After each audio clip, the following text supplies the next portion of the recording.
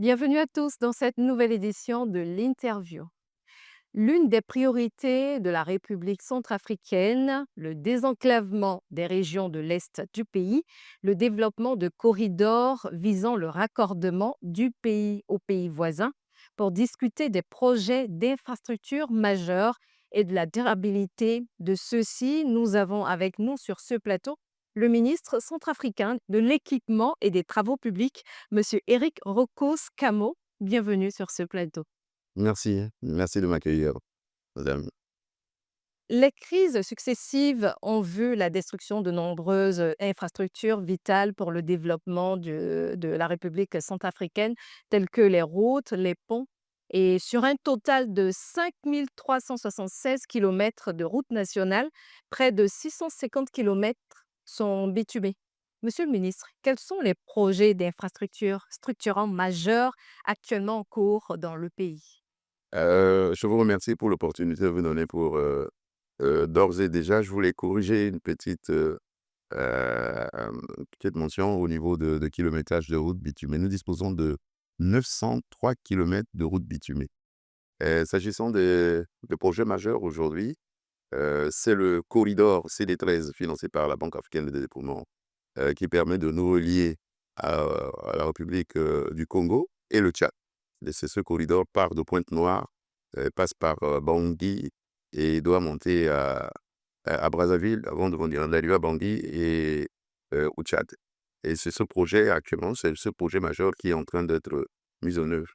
Indépendamment de ce projet, nous avons aussi, le développement du corridor vers le nord-est, c'est-à-dire qui doit relier Bangui à, Birao et Amdofok. Ce projet est en cours de réalisation, c'est sur le financement de la Banque, mondiale. C'est des routes en terre, malheureusement. Voilà. Mmh. En parlant d'impact concret attendu par votre ministère au sortir de la table ronde des investissements du Plan national de développement de la République centrafricaine sur le développement routier et l'amélioration de la compétitivité, justement, quelles sont vos attentes? Donc c'est une mobilisation de ressources, nécessaires au financement des objectifs que nous sommes assignés dans le cadre de ce plan national de développement. Nous visons à réaliser 1 700 kilomètres de routes bitumées pour permettre de garantir d'avoir des routes, avec une durabilité et puis une route plus sûre, bitumée, surtout désenclavée, qui permettra de désenclaver au niveau intérieur, toutes les zones de production agricole et puis permet aussi de faciliter la circulation des biens et des hommes. Dans le cadre du financement des grands projets d'infrastructure, justement, ce volet reste un défi majeur.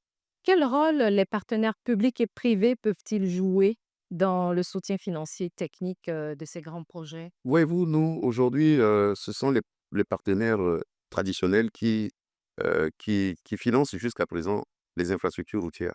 Mais les allocations, dédiées à la République centrafricaine ne permettent pas de couvrir, de remplir ces ambitions. Donc c'est pour cette raison que nous, aujourd'hui, dans le cadre de ce PND, nous sommes venus pour mobiliser le financement des partenariats publics et privés qui permettra, d'atteindre ces objectifs. Nous tournons vers, le privé dans le cadre de BOT, le système de financement sur BOT ou partenariat public et privé pour permettre, de réaliser ces infrastructures, qui sont à forte potentialité, économique et sociale aussi, je pourrais, rajouter. Vous soulignez tout à l'heure que le pays d'Afrique centrale vise 1700 kilomètres de routes à réhabiliter sur la période 24-28. Quelles mesures prenez-vous pour assurer justement la réhabilitation et la durabilité des projets d'infrastructure?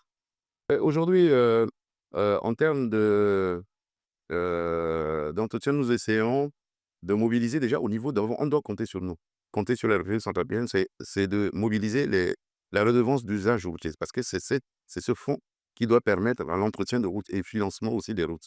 Donc nous allons ça comme, ce fonds était à l'initiative, au départ, c'est un fonds de contrepartie. C'est sur les prévisions de ce que nous espérons encaisser que nous pouvons nous rapprocher des partenaires techniques et financiers pour permettre de mobiliser les ressources indispensables au financement de ces infrastructures, qui sont vraiment nécessaires, pour le développement économique de notre pays. La transparence et la lutte contre la corruption sont des priorités pour le gouvernement centrafricain. particulièrement dans le secteur des travaux publics. Quelles actions spécifiques, Monsieur le ministre, sont mises en œuvre par votre ministère pour garantir une gestion efficace des fonds alloués? De toute façon, c'est, l'un des critères qui permet de rassurer les partenaires techniques, c'est la redevabilité. Cette possibilité de faire la reddition des comptes. C'est pour cette raison qu'il y a différentes structures de contrôle qui sont prévues, dans le cadre.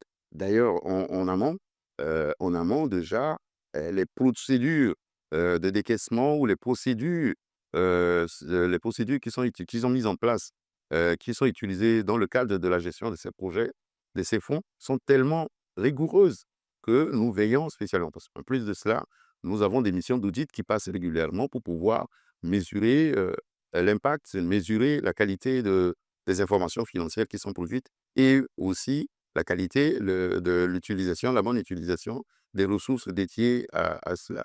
Donc, de ce point de vue, nous sommes vigilants, nous sommes regardants sur toutes les procédures, nous veillons à ce que les structures qui sont mises en place pour gérer ces projets puissent appliquer scrupuleusement ces projets. Mais de ce côté, je suis rassuré, hein. Jusqu'ici, je n'ai pas de problème majeur de ce côté, dans la mesure où les rapports d'audit qui sont produits dans le cadre de après l'exécution, jusqu'à présent, la mise en œuvre de ces projets n'ont relevé aucun des indices mettant en lumière ou de la mauvaise gestion de ces ressources qui sont allouées dans le cadre de ces projets. Et parlant de l'habitat durable, comment votre ministère envisage-t-il de renforcer ce secteur? Bon, nous avons pris contact aujourd'hui avec certains partenaires techniques, des partenaires privés qui se proposent. Vous avez hier, on a eu l'annonce de la construction globale de 3 000 logements, mais qui commencera par la construction de 300 logements, logements sociaux. Et dans le cadre de la nouvelle ville que la République centrafricaine, le gouvernement centrafricain, sous l'impulsion du président de la République, est en train de concevoir. Je crois que ce projet va s'intégrer dans le cadre le projet de cette construction va s'intégrer dans le cadre de ce développement de la ville Bangui, nouvelle, qui se trouve à 26 kilomètres de l'actuelle capitale, Bangui, la capitale. Et Monsieur le ministre, quelles sont les perspectives de votre ministère à long terme? Les perspectives, c'est d'arriver à ce désenclavement total au niveau intérieur. Et aujourd'hui, nous envisageons, puisque les allocations qui sont allouées à la République centrafricaine par les partenaires techniques ne permettent pas de remplir ces ambitions. Et c'est pour cette raison que nous avons pris l'initiative de prendre la tâche avec certains pays voisins. En l'occurrence, nous avons, pour faire le désenclavement dans l'Est, comme vous l'avez évoqué tout à l'heure, avec le Sud-Soudan, l'Ouganda, où nous avons déjà conçu le document qui est arrivé même au stade de maturité, puisque l'APD est disponible pour nous permettre éventuellement de nous adresser soit aux partenaires traditionnels dans le cadre des requêtes, d'une requête commune de ces trois pays pour pouvoir mobiliser les ressources. Parce que quand nous procédons comme ça, nous procédons de cette manière, à l'exemple du corridor de CD13 que nous avons fait, nous avons réalisé, nous voulons le copier, nous voulons copier cet exemple qui a bien marché pour pouvoir le faire, l'implémenter dans le corridor vers l'Est. Et aussi, puisque actuellement nous avons qu'un corridor avec le Cameroun, alors qu'il y a deux possibilités, il y a trois possibilités, je pourrais dire, pour atteindre le Cameroun par Berberati, hein, et Gamboula aussi, que nous avons initié, que nous avons aligné dans les projets que nous avons proposés.